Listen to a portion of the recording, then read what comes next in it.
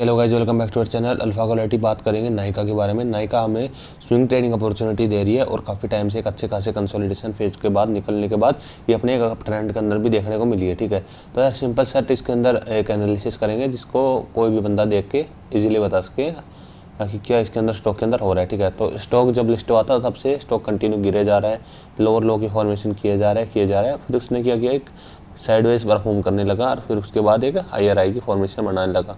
ये हाई, फिर देन ये हाई तो नहीं बना, लेकिन हाँ उसके नीचे इसका जो प्रीवियस जो लो था इसके नीचे अभी तक निकला नहीं है। तो कभी भी कोई भी स्टॉक होता है, अगर वो नीचे गिरता है तो गिरता रहता है, लोअर लो बनाता रहता है, लेकिन जैसे उसको गिरना बंद होता है तो उसका मतलब ये नहीं है कि वो ऐसे रिकवर होता है। ठीक है, ऐसा बहुत कम चांस होता है कि स्टॉक ऐसे रिकवर हो। ठीक है, ज़्यादातर स्टॉक्स में क्या होता है कि लॉन्ग टर्म अगर स्टॉक गिरता रहता है तो उस कंसोलिडेशन फेज में एक साइडवेज मूव में आता है, फिर एक हायर हाई फॉर्मेशन बनाते हुए ब्रेकआउट करते हुए चलता है।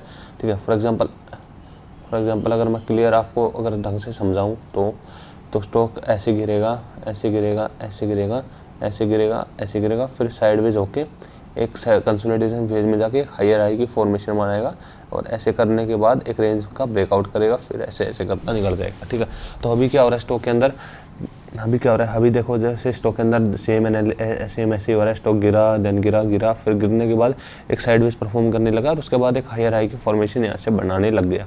इस लेवल का जैसे ही यहाँ से ब्रेकआउट हुआ, एक हाई बनाया, उसके बाद ये जो लो है ये ब्रेक नहीं हुआ अभी तक, और एक तरीके से अभी जो हमारी ट्रेड है वो चालू है लॉन्ग टर्म के लिए। तो लॉन्ग टर्म के लिए अगर आप बाय करना चाहो तो कर सकते हो।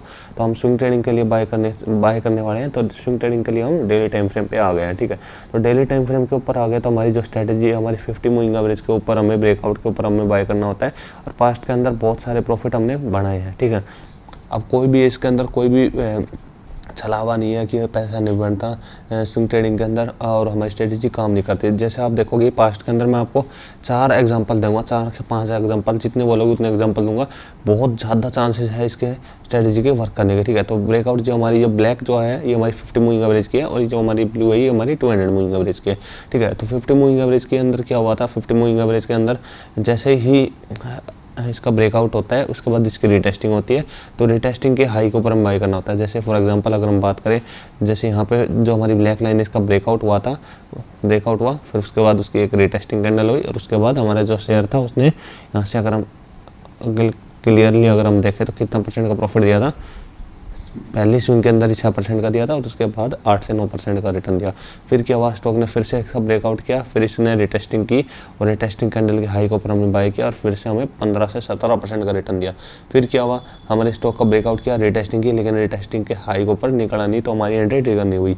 ठीक है, यहाँ पे क्या हुआ, दोबारा से एंट्री ट्रिगर हुई, ब्रेकआउट हुआ, रिटेस्टिंग हुई, रिटेस्टिंग के हाई के ऊपर हमने बाय किया, फिर से 12 से 13%।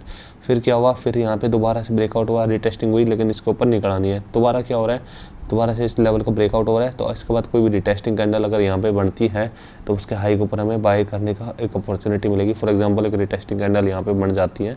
ठीक है, यहाँ पे अगर रिटेस्टिंग कैंडल बन जाती है, अगर मैं बात करूँ एक रेड कैंडल जैसे फॉर एग्जांपल यहाँ बन जाती है तो उसके हाई के ऊपर हमें बाय करना, ठीक है, बाय करना होगा। और फिर उसका जो टारगेट होगा, पहला टारगेट हमारा अगर हम देखें तो वो पहला टारगेट इस लेवल से तो लगभग ऑल टाइम हाई का जो इसका जो लास्ट स्विंग है उसका 8% का टारगेट पहला टारगेट होगा। स्टॉप लॉस हमारा होगा लगभग यहाँ से 6% के आसपास। तो ये बड़ी जो हमारी ब्रेकआउट कैंडल है इसके लो का हमारा स्टॉप लॉस होगा, टारगेट होगा हमारा 190 का और बाकी आप ट्रेल कर सकते हो उसके बाद। ठीक है, तो अगर बाय करना चाहो तो डेफिनेटली कर सकते हो, लेकिन अपना एनालिसिस करने के बाद ही बाय करना। मिलते किसी नए वीडियो में नए टॉपिक के साथ, तब तक ले जाएं। जब